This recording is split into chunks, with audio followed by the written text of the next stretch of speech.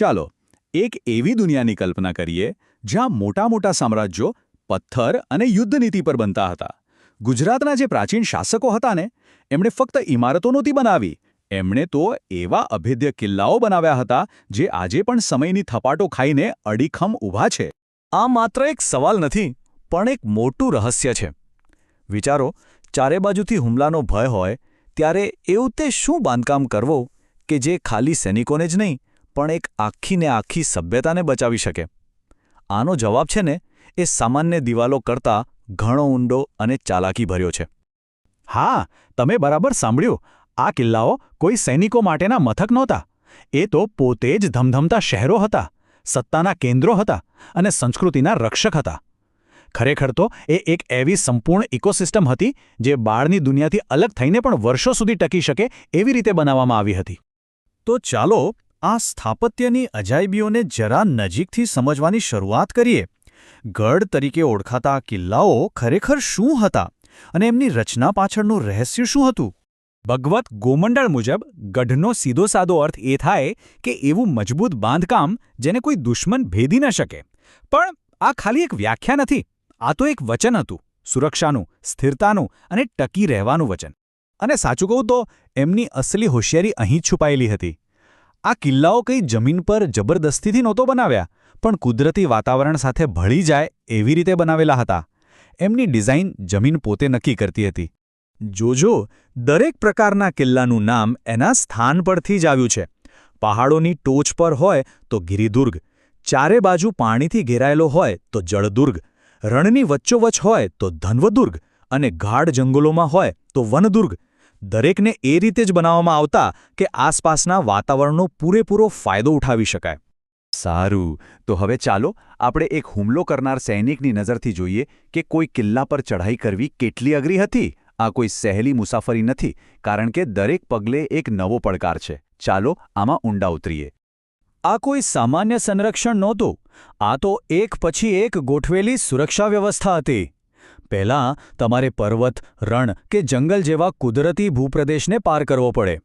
એ પાર કરો તો પછી એક ઊંડી ખાઈ તમારી રાહ જોતી હોય, અને માની લો કે એ પણ પાર કરી લીધી તો પુલ જ ગાયબ થઈ જાય. અને છેલ્લે એક મોટો મજબૂત દરવાજો તમારો રસ્તો રોકીને ઊભો હોય. અને આ ખાઈની સૌથી ચાલાકીભરી વાત એ હતી કે કાયમ પાણીથી ભરેલી ન રહેતી. એ એક ડાયનેમિક ડિફેન્સ હતું. એટલે કે સામાન્ય દિવસોમાં સૂકી હોય, પણ જેવો હુમલો થાય તરત જ એને પાણીથી ભરી દેવામાં આવતી.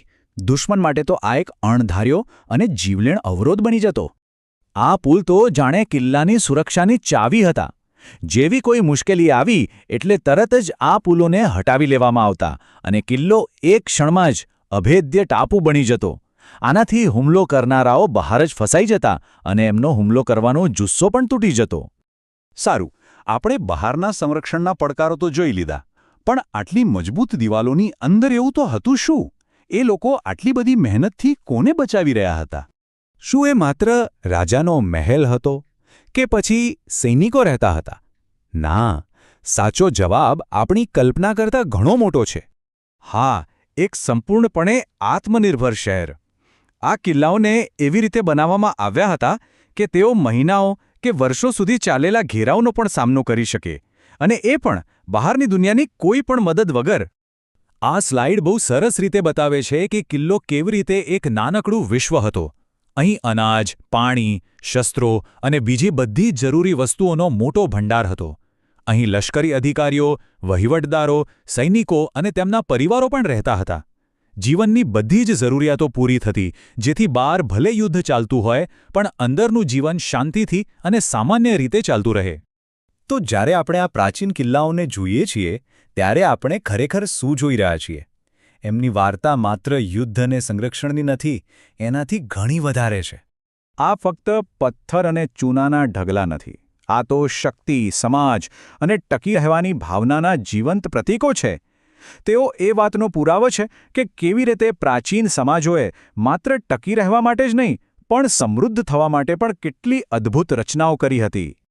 આ કિલ્લાઓ એ સમયની એન્જિનિયરિંગની શ્રેષ્ઠતા, લશ્કરી વ્યૂહરચનાની ઊંડી સમજ અને એક મજબૂત સમાજ બનાવવાની દૃષ્ટિનું એક અદ્ભુત મિશ્રણ છે.